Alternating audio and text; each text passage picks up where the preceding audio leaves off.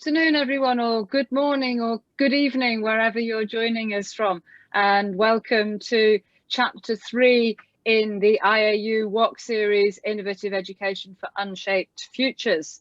Today's topic is Leadership for Digital Education, Pitfalls and Shortcuts. I'll let people join in progressively. I see the participants joining us. Feel free to introduce yourselves in the chat, tell us where you're from. So I'm Deborah Arnold. I'm a National and International Projects Coordinator at AUNEGE, which is the French Digital University for Economics and Management. And when I'm not doing that job, I'm completing a PhD on the very topic of digital education leadership. And I'm doing my PhD at Universitat Oberta de Catalunya, which explains partly my presence here. Really looking forward to the discussion this afternoon, afternoon for us in Europe. We have two distinguished and extremely experienced speakers. What we will do is I will introduce each speaker, and then they will give a short presentation, and then we will have plenty of time during this webinar for discussion, question and answer. So feel free to put your questions in the chat, and we will deal with those after the two speakers have given their presentations. So I would like to start by introducing Dr. Josep Maria Duart. He holds a degree in pedagogy from Ramon Llull University, Barcelona, and a master in business administration from ESAD Business School, also in Barcelona. Since 1996, he's a full professor in Psychology and Educational Sciences Department at Universitat Oberta de Catalunya. He's been involved in several positions: Vice President for Postgraduate Studies and Lifelong Learning, former Director of the International Graduate Institute at the Open University of Catalunya, Director of the UNESCO Chair in E-Learning from 2002 to 2009. Currently, he teaches in the education and technology field, educational models and quality, and is a member of the Open Evidence Research Group. As a researcher specializing in educational technology, e-learning models and educational organization, he leads and collaborates on research projects in areas such as educational policy, higher education leadership, and ICT use. He's the editor-in-chief of the International Journal of Educational Technology in Higher Education, which you may know as ETHE. He's also Vice President of Research at EDEN, the European Distance Education and E-Learning Network, and a member of the University of the Future Network. So over to you, Josep. Okay, thank you very much, Deborah. Let me start sharing my presentation here. Exactly. Okay. Thank you very much to all of you, and in particular, thank you also to International Association of Universities, and of course to my university, Open University of Catalonia, to invite me to participate in this interesting webinar series called Innovative Education for Unshaped Futures. It's an honor to me to participate today here, and the idea is to share with you some ideas and some thoughts and other things that I have experienced during these years related to leadership for digital education. Let me start with some ideas about this topic, leadership in digital education. As you know, because our experience during the pandemic period and before that, of course, technology has a really very important transformative potential. We have this experience, of course, in our lives and also in economic areas, in personal areas, etc. But it's also have a real potential, a transformative potential for education. And this is one of the things we have more experience during, not only for distance universities like my university, also for all universities during this period of the pandemic. And this is something that we have to use in order to have the potential for this future. But it's also very important to analyze very carefully how this transformation happens in our institutions. in order to maybe to go beyond the walls, in order to implement, for instance, flexible and hybrid modalities. But it's very important to me in that sense to preserve the identity of the universities, because it's not necessary to change everything. You have to think a little bit very carefully about this transformation in higher education institutions. And the third thing to me very important is to take care about your context, because these institutions, higher education institutions, universities, are playing their role in a particular context, in a particular scenarios, moments, and it's very important to prepare a tailor-made strategic plans for each institution. Of course, not everything works for everyone. No? Let me, for instance, put some examples from European point of view, from a European vision. It's an idea top-down leadership. In that case, it's a quotation from Ursula von der Leyen, the President of European Commission, talking about an interesting initiative here in Europe called Digital Education Action Plan. As you may know, European Union is working on that from this year to 2027 with these two priorities. This is a clear example from Europe, how we are promoting from the Union this strategic idea to implement educational technology and establish a leadership of that. With these two ideas or priorities, fostering the development of high-performing digital education ecosystems. And the second one, as you can see here, is enhancing digital skills and competences for the digital transformation. You can see here different actions, but you can access to this digital education plan. But I would like also to mention this document. To me, it's a very interesting document. It's a short one, also from here, Europe, the European University Association, called the University Without Walls. This appears in February of this year.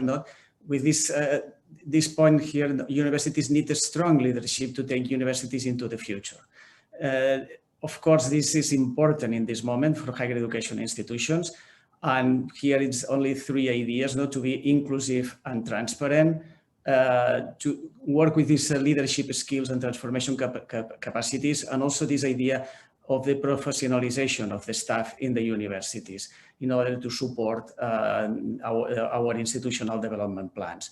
These ideas is coming, of course, from Europe. I'm sure in other areas in the world there are similar ideas or proposals. And I would like to share with you some thoughts about these challenges and opportunities. Of course, from the higher education and the idea of the transformation of higher education, some challenges related to the institutional policies, educational model and management and the higher education institutions, and also some opportunities related to teachers and learners, education at the end, also research and also related to the context of higher education. Let me start for these challenges.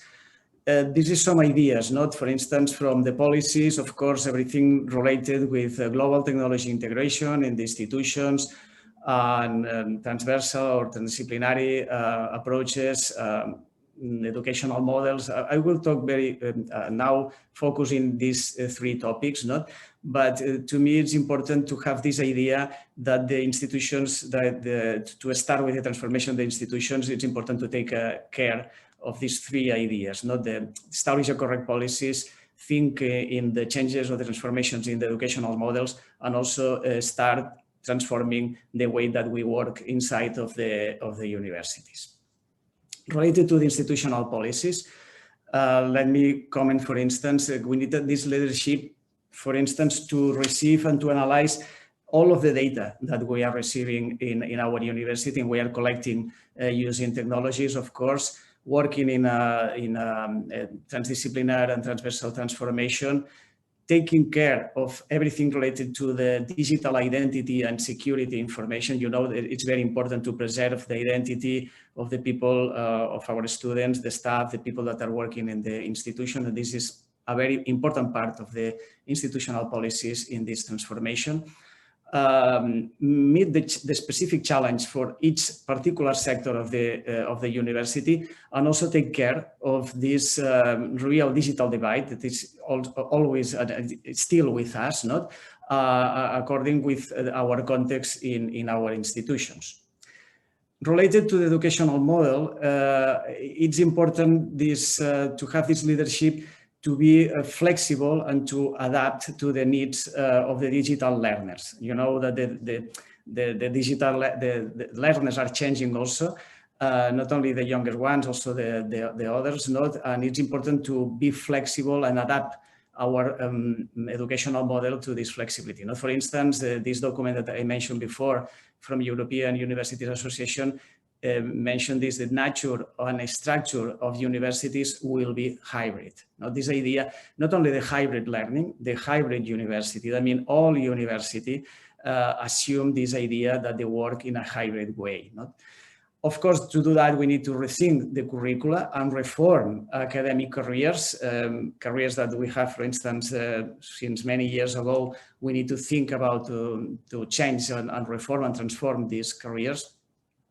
And very important thing to me is the center. Of course, it's a student, but at the end, the most important thing is to learn activity center. Because if we think in the way that we work with our students, focusing in the learning activities, at the end, we will focus also on the personalized learning outcomes. That means we work in these activities thinking in a personalized way for our students. Unrelated to the management of the organization, of course, accountability.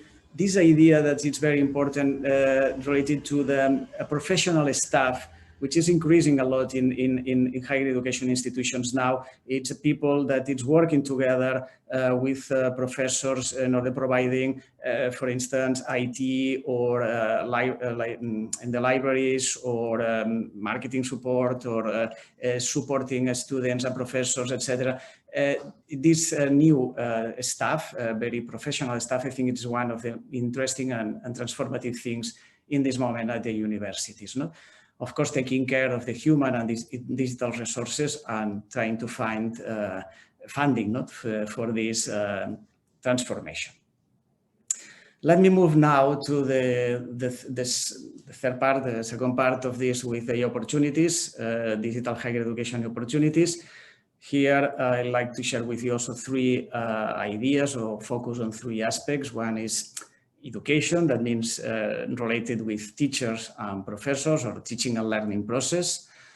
Also research, because I think research can be a very good companion for this transformative path, not for the universities, and also to take care about the context, the situation where the institution is or are. It's local, but it's also global, in order to build these networks and social engagements, etc. And again, let me explain a little bit each one of these items, starting with education. As I mentioned, it's important to work in this flexible, in order to be adapted, to adapt, not for the needs of these digital learners, focus in these digital competences, skills, etc. Also redesign these digital contents, as I mentioned before, focusing in expected learning outcomes for each student. And very important, it's continuous teacher training in digital competences and skills for teaching and learning. I think we need to work with our professors in order to prepare these professors for these educational transformations. And of course, also to provide an effective support and services for students in their academic trajectories, because these academic trajectories are really complex in these moments, because students are starting, for instance, in face-to-face universities, and at the middle move to the open universities, and maybe back again to the face-to-face ones. Research, of course, it's important to have an interdisciplinary and transactional and practical integration to research in different areas, helping these educational models and this transformation, and working in a network, in a local and global collaboration, establishing these communication policies of the research results, not in order to have a real, not only academic impact in citations, it's very important to have a real social impact of our research, not? And of course, always trying to find funding channels, not to continue our research. I'm working in this idea of the context. As I mentioned, it's important this network, to establish this network with our economical or more close economical and social context.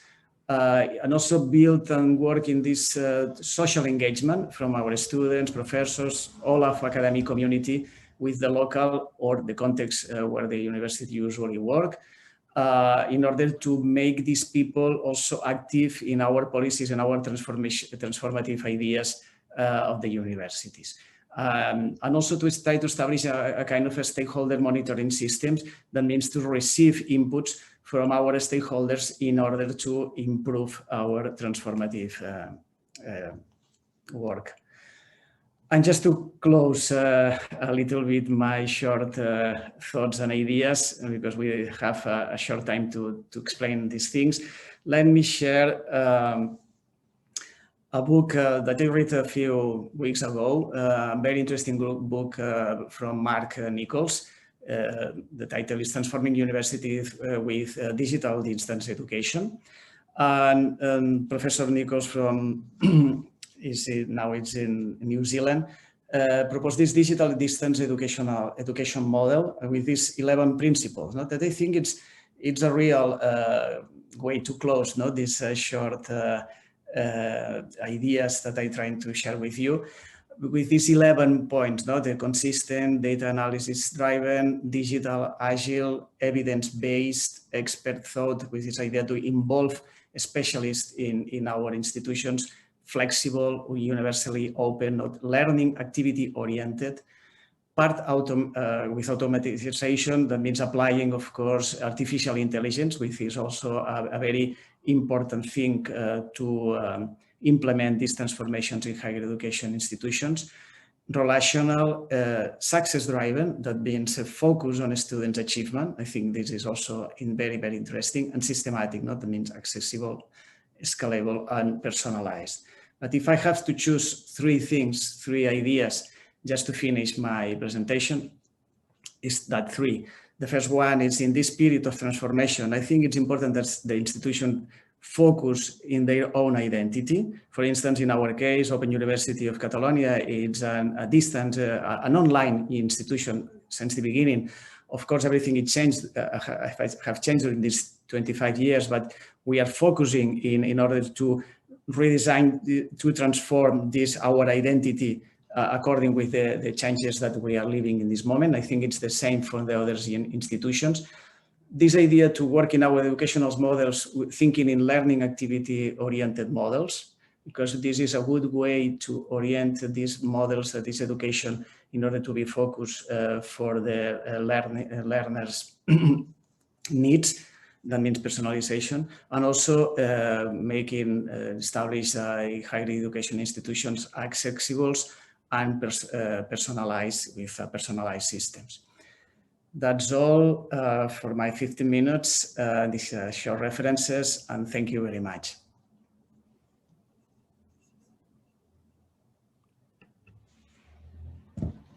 Thank you very much, Josep. Fascinating journey through the lens of UOC's vision, and a very nice summary of the key points at the end there.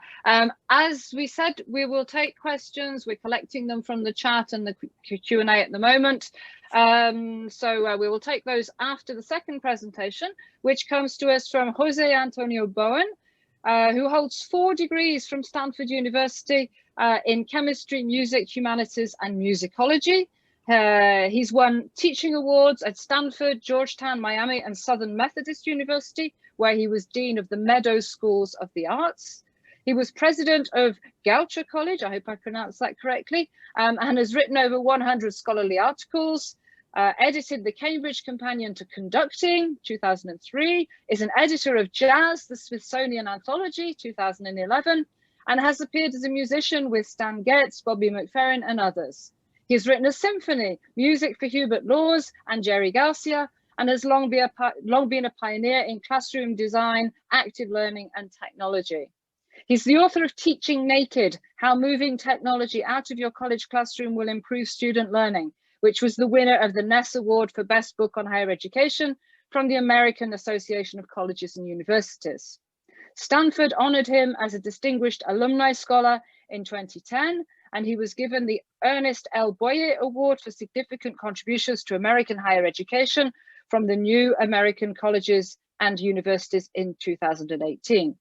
He is a Fellow of the Royal Society of Arts, FRSA, in England, and his new book, Teaching Change, How to Develop Independent Thinkers Using Relationships, Resilience, and Reflection, will be released in September from the Johns Hopkins University Press. So over to you, José. Thank you, Deborah. And thank you, Josep. That was fabulous. I am going to try and not talk that fast and cover that much ground, but try to cut across that with a couple of other themes. So I start with this. Oops, that was 2 slides. I want to start with an analogy from fitness that we all sort of understand that fitness trainers know this, that the person who does the work does the learning. So watching someone else do push-ups is not that useful, even if they're intellectual push-ups. That what we're really trying to do as teachers and designers and digital educators is to get our students to do the push-ups. So design for learning is about motivation and about connection. And so, and I would ultimately argue that what we're really trying to do is help people change. And Josep mentioned digital literacy, right? So to take charge of your own learning means to be able to change your own mind and be able to understand those changes. But it turns out that there's a problem with change. It's very hard. So in this example, real research, you've had a heart attack and the doctor says you're going to die unless you change your behavior and do these 4 things to survive. Simple things: eat less salt, drink more fluid, exercise, and weigh yourself daily. They don't seem that hard, but what percentage of people, again, having had a heart attack, being told you need to do this or die, what percentage can do all 4? 7%. What percentage now will exercise at all? And this is not an American study, it's a European study. So, but only half. But the piece that really interests me is the largest predictor for change. What motivates people to do the work to change? And the single most important factor, loneliness, right? If you don't have a wedding to look forward to, your grandchildren or doing something at school, right? You're less likely to make these changes. So to me, what this highlights is that ultimately our problem starts with what I call the 3 R's, or the new 3 R's in this country, of relationships, resilience, and reflection. That's the process that's required to change your mind. So it starts with relationships and trust. This is true for our institutions, but also for our students. Resilience, because failure is a part of learning. So how do we build in a sense of we want people to fail, we want people to learn from failure and keep going. And then finally, reflection, that filling people's heads with content alone doesn't make them learners.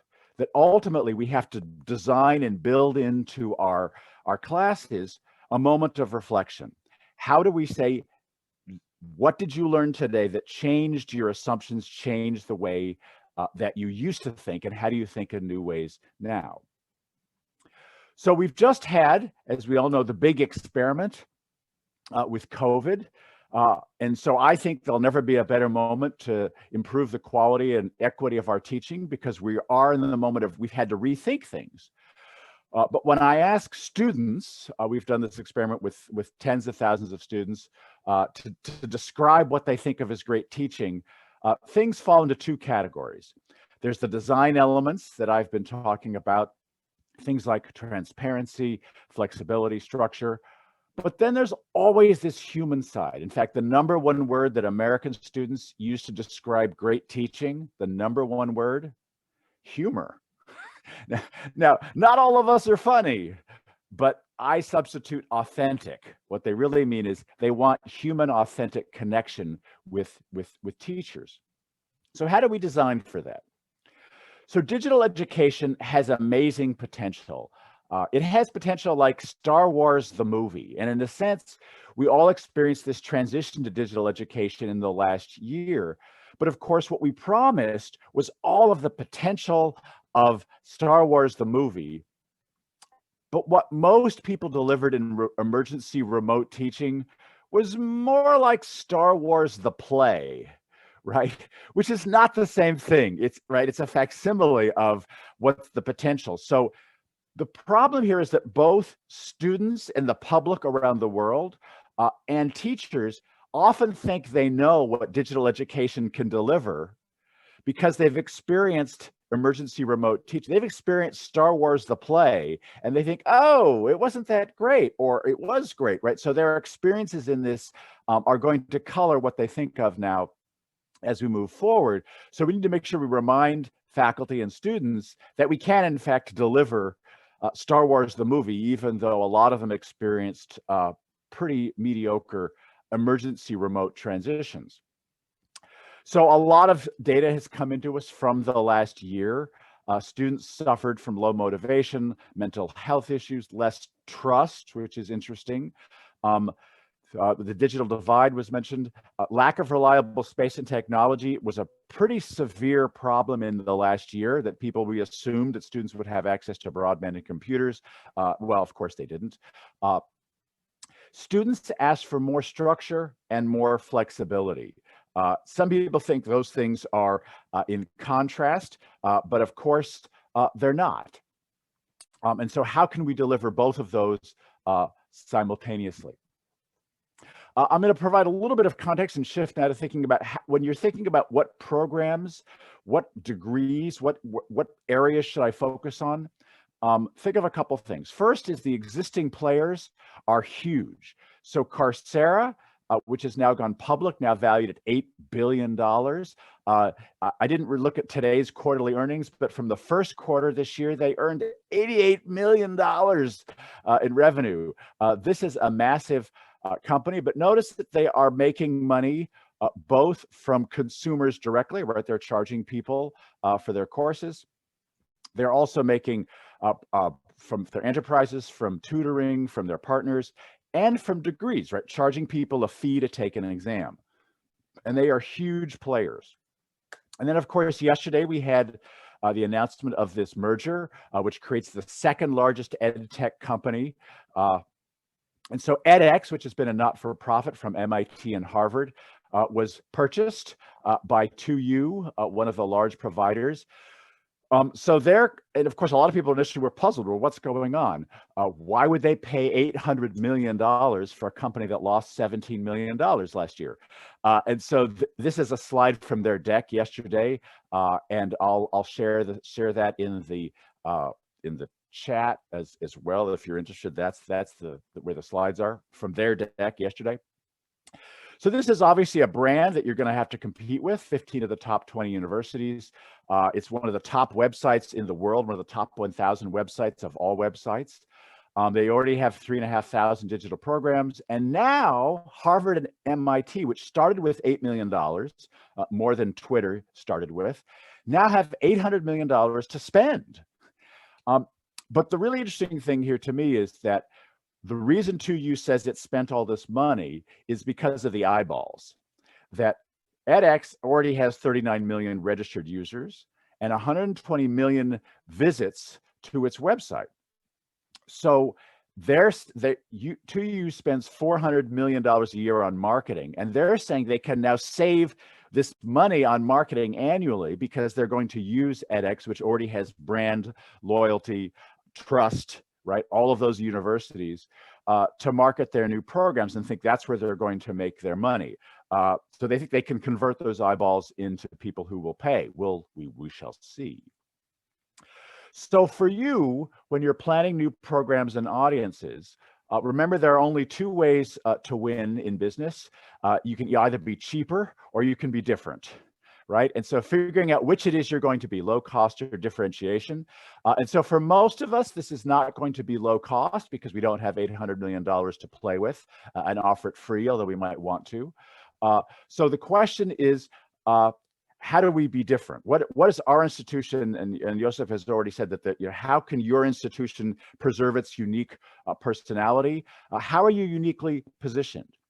For most of us, geography is going to be a part of this. It's where we are in addition to who we are. Partly because it's about relationships. Remember, I've talked about trust and relationships. Remember too that even if you're doing a digital program, people want to get together. In fact, 2U, one of their early successes was the University of Southern California social work program, which was one of the largest programs initially as a master's program. And what they discovered was that more students from the online program came to campus graduation than students who were in the campus program. That people wanted the physical connection once in there, right? They wanted to come to the campus and meet people and do networking. So a lot of American programs have adopted this hybrid model where they send a professor to different cities once a month to have some hybrid connection. So the programs that have big brands like Cornell in the US, so I'm in Dallas, Cornell has a competing MBA in Dallas, and they send somebody once a month to get people together. And they do this to big American cities. So where do you have relationships and trust that you can leverage? And then finally, as has been mentioned, there is institutional change required. Can you support that? Are you set up to do that, to set up this new program? We also, during COVID, learned about some student behaviors. Students actually studied more, which hopefully is going to continue. I doubt it. They had less to do, probably. But they did join online clubs and groups and used online counseling. I've put little arrows there. So back to support services. What support services will online and digital students need? And there's also a sense of the randomness. We sometimes think of this as the campus magic, right? The random encounters that we were talking before we started about innovation and whether bumping into each other at the water cooler matters. So can we engineer those things in an online environment? Networking, a sense of belonging, community building. Do I have a community that I belong to? And how do I create those things and some of the randomness in my digital community? And then the last thing I wanted to touch on is thinking about innovation. So in a time of crisis, there is some stimulation that we get from a time of crisis to think about new things. We have new purpose, new energy, but we've just spent a year seeing old things in new ways. A crisis can unfreeze us as an organization.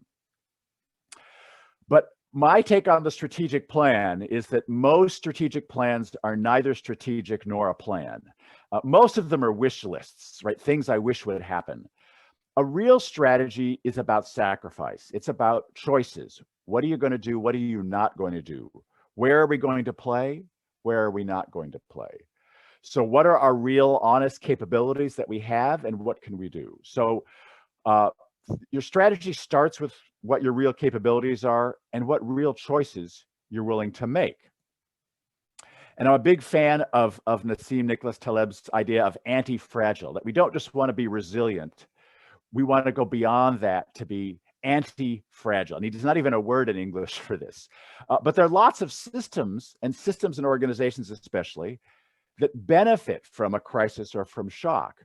Think of your bones, right? If you never put stress on your bones, they get weaker. But things like culture, ideas, recipes, right? It's people randomly experimenting, and you toss in some salt, and salt makes your recipe better.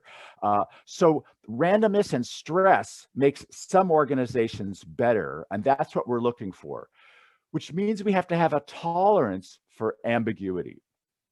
And Taleb tells the story of Thales of Miletus in Aristotle. And I love this because, of course, we love it when Aristotle gets something wrong because he gets so much right.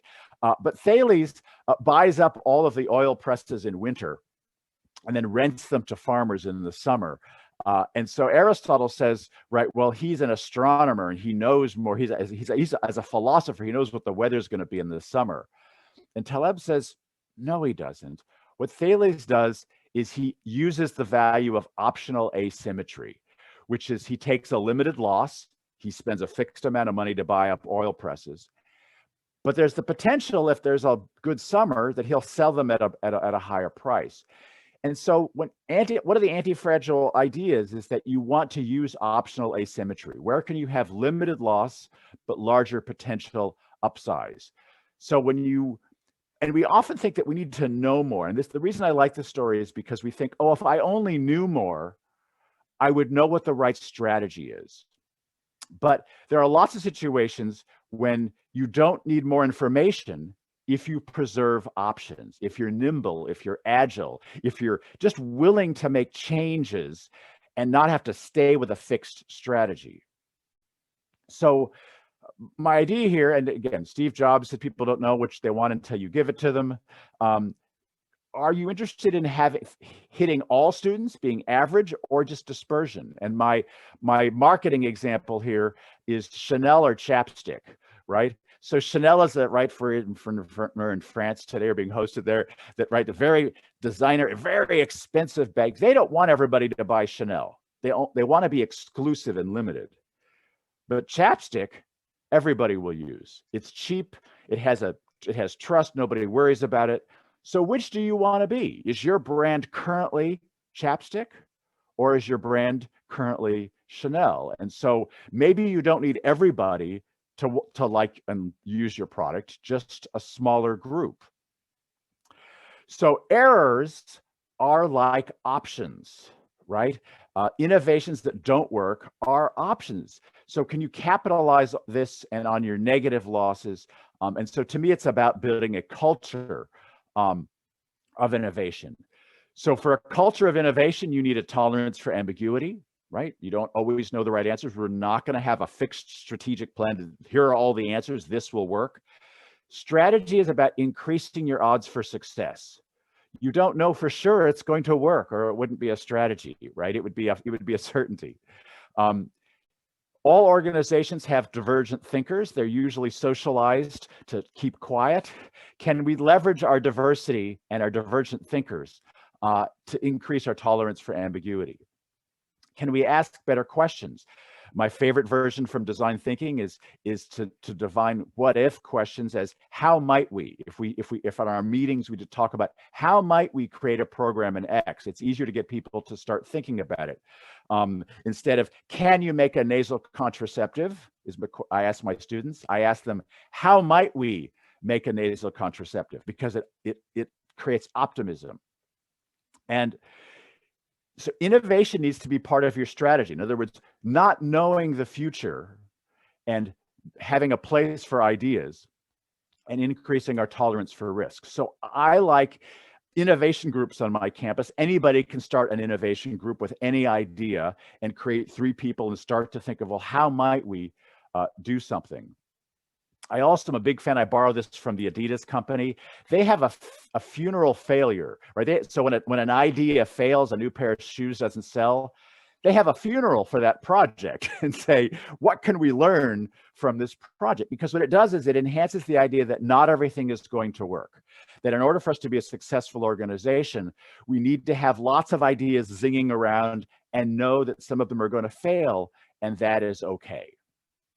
And I close with Peter Drucker, the American management guru, who says the manager who comes up with the right solution to the wrong problem is more dangerous than the manager who comes up with the wrong solution to the right problem. So figuring out what the right problem is hard.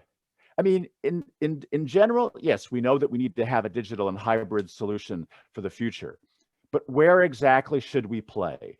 What should be our strategy as an institution is in fact the place where we need to be asking better questions. Not every institution needs to be chapstick, needs to be an answer to everybody. Where is the place that your institution should play in this very broad field? Because edX and Coursera and now 2U are going to be competing on the broad scale and offering lots of degrees. So what is our special niche that we can use to be successful? And that's what I'm going to do. I'm going to stop right there and we'll take some questions. Thank you very much, José. It's fascinating, I think, to see from both your talks the cultural markers in terms of the identity and the approaches. We've got an open university in Europe, and then we've got this more US-centric approach where it's very, very clear that higher education is more or less market-orientated, which there brings in different thinking. We'll come back to that perhaps at the end. I liked you bringing up that last quote, because it does resonate with the title of the session today, Pitfalls and Shortcuts, and maybe the pitfalls are identifying the wrong problems, looking at it in those terms.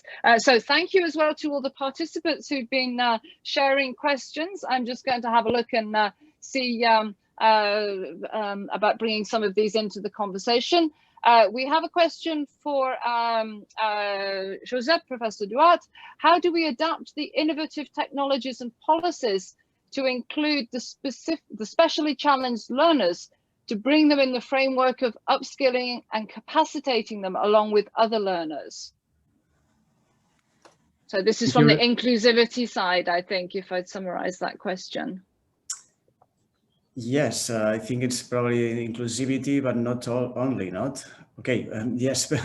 Yes, because one thing is related to the inclusivity is one thing, but maybe the idea here is, of course, it's working here in Europe. We're working in that sense, but I'm sure in other areas in the world, working in this to build a digital competence framework, not to have this digital competence framework that it's include.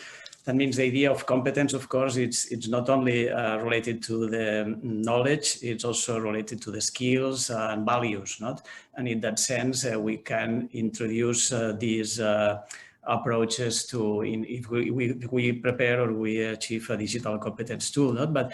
But always, I think it's important in that case, and the technologies provide us the opportunity to listen better at the students, to have more inputs about their needs, the things that they would like to do and work, and also related to the accessibility or the inclusivity, of course, in that sense, in order to prepare, for instance, support units to deliver more particular support for their particular and complex academic trajectories, as I mentioned during the conference, my speech, and also using this technology to adapt the curricula that we are providing according in a more personalized way. No?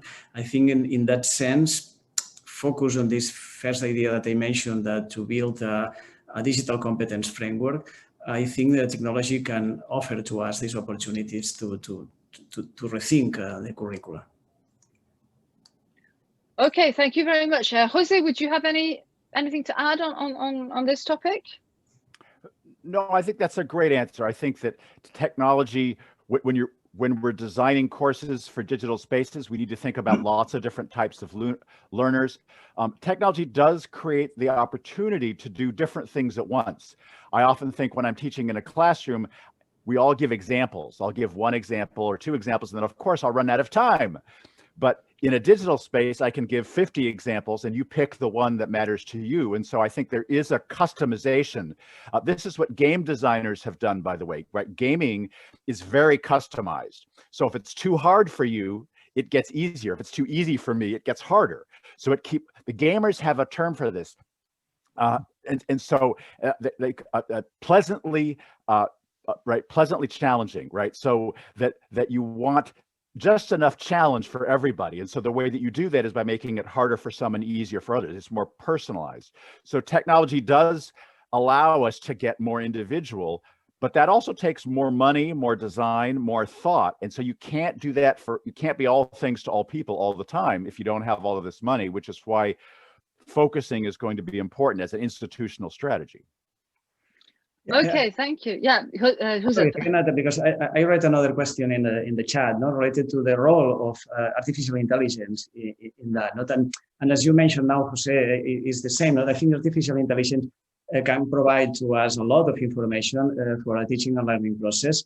Of course, from the teacher's point of view, I remember in this book, Robot Prof. Not I think it's very popular in the States. Not.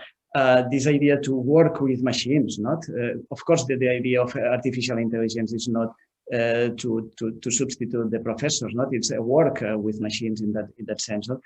But we need to be careful not with ethical issues related to the artificial intelligence. But at the end, according with the first question, I think everything technologies provide this information to adapt or to customize our curricula. Absolutely. I was going to bring in that other question on artificial intelligence, but the two are very much linked.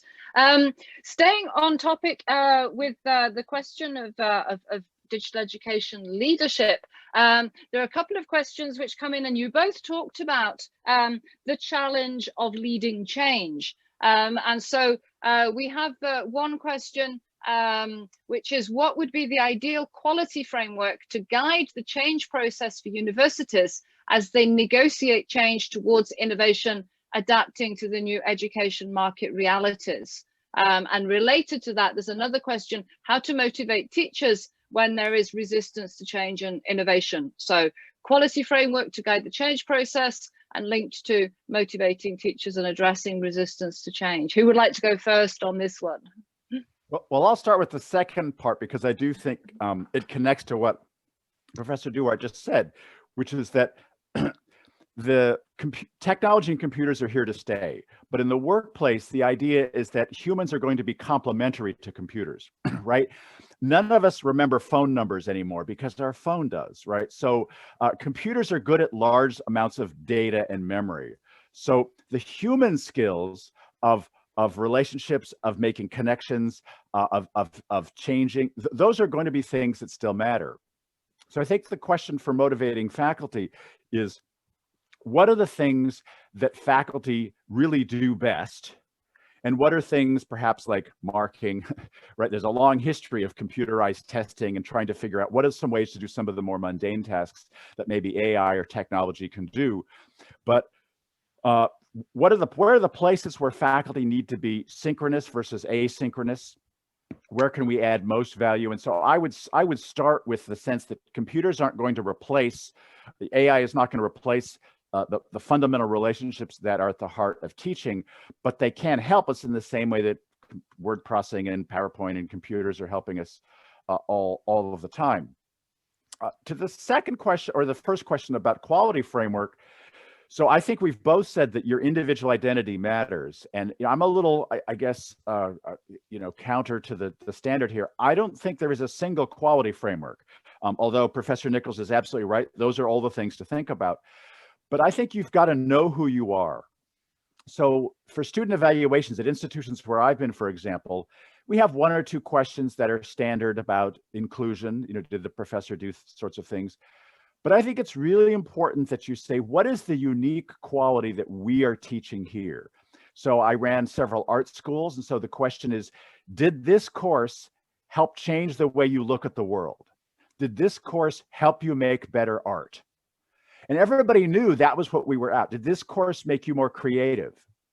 Or at another institution we used, did this course change the way that you think about the world? So when you have something that you know that's unique for your institution, and every class adds up to that, every course contributes, then your quality framework is, are we meeting our own goals? And this helps with trust and transparency, because it means we're not trying to meet some European Union standard that was made in Brussels, sorry, right? Or in Washington in this country. But in fact, we're trying to meet our own standard that we ourselves divided, that is our unique proposition. Are we meeting our own standard? I think that's a much better way to build trust and build a quality framework. Yes, I totally agree with Professor Bowen. I think this idea of because everything related to the quality framework, it's important that the self-institutional evaluation, not the self-analysis, not this idea. For instance, I totally agree. This is the thing that my notes here, and I think it's also a good way to think about to build an strategic plans, but focus on our reality, our unique things in our institution, not our identity, as I mentioned at the beginning. Not this idea. I think it's important. Also to add something to the other question, not related to the motivation of the teachers. I totally agree also with Professor Bowen. But I think one way to motivate the others is to share their experience, not to sharing experience from each other, not because if you can see that the other person had the opportunity to implement this or other technology and the way that they do it, not maybe you can learn from the others. Not this learning together, I think should be a good motivation for teachers.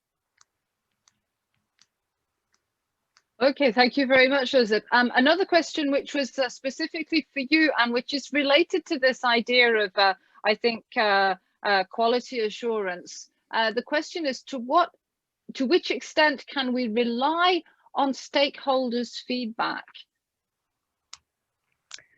I think it's very important to talk with in this moment of transformation with the stakeholders. Not, and I mentioned this in my speech, to find a way to monitorize not our progress, our transformation using the stakeholders' thoughts, ideas, or suggestions. That means we need to establish systems to collect the information, to listen to the stakeholders, to participate in our context, not to be more engaged with the things that are happening in our context. Not? That is the idea that I mentioned, to have a system to be monitorized by our stakeholders. Okay, thank you. José, what's your take on that? José, sorry. No, it's okay. I agree. I think it starts before you design. I think that stakeholders need to be a part of that strategy conversation. What do they want? Where can we serve people? And so I think figuring out who is going to be our champion and what they really want at the beginning of the process is important. And I think we can rely on that information, but certainly collecting data as we go along, checking in, being as transparent as possible. Because again, we're not going to, for the most of us, be going to go global like edX and try to get 40 million global users. We're going to try to get a smaller number of people, and so they're going to have more specific needs. Okay, so it's much more than just basing decisions on student satisfaction surveys, as I understand it, because I know there are issues with that level of student feedback in terms of equity and in terms of students' own understanding of good learning. But as you said, they highly rate the human side. We have a lot of questions coming in. I just would like to say to our participants, because we're talking about digital education, I know that there are more technical questions about the pedagogy and so on. Please forgive me, we have limited time, so I'm going to focus on the questions which really address today's topic of leadership. So I'm going to go and bring in the question about resources, which both of you as well highlighted was very, very important. And this one is concerning developing countries. And the question is, should governmental agencies accompany institutions for the digital infrastructure, as it is difficult for them to find the funds? Yeah, I agree. Of course, I have a short experience, not with developing countries, in particular in Latin American countries, but of course, it's very important, the participation of the ministries of telecommunications or education, etc., in that countries to provide resources, in particular technical resources for higher education institutions. No, this is one point, but other is also to provide to stay together, not with these institutions in developing countries, to provide educational resources too. For teachers, for students,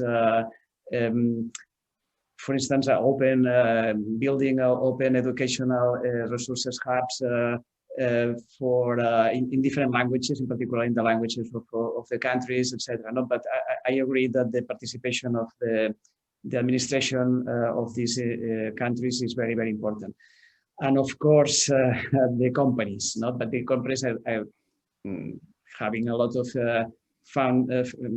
revenues, not in these countries, and they have to revert these revenues to upgrade the possibilities of the country with digital education, of course.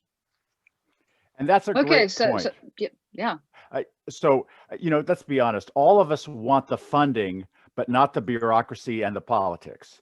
But sometimes there's a trade-off. And so I think what we have to get over is the sense that both governments and companies are going to want to direct the areas. And I think we overestimate that both corporations and governments will want to determine how we teach. They are concerned with what we teach and what skills we teach. So I think there are places where we can find areas where there are important areas, and corporate learning is huge business. Billions and billions are spent on corporate learning. So figuring out what piece of that you can own is a great way to get funds, which can help you build out your infrastructure to then do other things that you also think are important. Okay, right, we're coming to the end. What I would like each of you to do is just maybe say in 1 or 2 words, sentences, what you would consider to be a leadership shortcut for digital education, like your top tip for digital education leadership. Okay, I think so I'm putting you on the spot here. I think I mentioned some ones at the end of my speech, but we talk a lot during this session. It's this idea to know your institution, to use the potential of your institution and your unique things in your institution in order to leverage it with use for this transformation process. I think this is to me one of the most important points. And I would say, I would add to that trust, right? Building trust, transparency, relationships, and the other is your own personal tolerance for ambiguity. Right, the future is uncertain, and so if you can't handle it, your organization was going to mirror, right? Organizations mirror the personality of the leader in some important ways, and one of them is if your tolerance for ambiguity is limited, then your institution will too. I'm sorry, Deborah, because maybe I'm changing your final words and final thoughts, etc. No, but I find interesting one question in the chat related to the different models for the future education. I'm talking, for instance, about these micro-credentials and these kind of things. And the question at the end is agree or disagree. I think there are not only one model for universities in the future. Of course, I think this model that use everything that the context can provide to us and to the students. For instance, micro-credential coming from companies, industries, etc., and also recognize these credits from the institutions, from the higher education. I think it's a good way. But I insist, each institution needs to find their own way to add these things in their institution, in order to preserve the idea, the identity, etc. But there is not only one model in the future for our university. Yeah, I would add one clarification on my side would be that I do think that the big 3- and 4-year degrees are too generic, maybe with a major or a field, that corporations that are hiring and governments are going to want to know what specific skills. So we're going to have to get better at identifying what are the skills that we taught, and if it's either a certificate or a micro-credential, or just being able to say, we're going to stand behind our graduates and we guarantee you that they will have this digital literacy or that skill. And I think that the focus on what specific skills graduates have is going to be increasingly visible in one way or another. And we can either do it with micro-credentials, or we can do it with something else. Okay, well, maybe we should get back together in a few years' time and to see where things have gone. We always have these predictions about the future of higher education, so it'd be interesting, very interesting to get back together on that. In the meantime, the series is taking a break for the summer, so I would like to thank both our speakers, Josep and José, and just to let everybody know that the next session is going to be on the 16th of September. You can already see the link in the chat to register for that, and there will be announcements coming out. But I think all of us are looking forward to a summer break after a very, very challenging year, and it's been a very, very interesting session to chair. Thank you both for your input. Thank you to the participants for your engagement in the chat, and looking forward to following the rest of the series when we come back in September. Thank you very much, everybody. Bye. Gracias a todos. Bye-bye. Bye.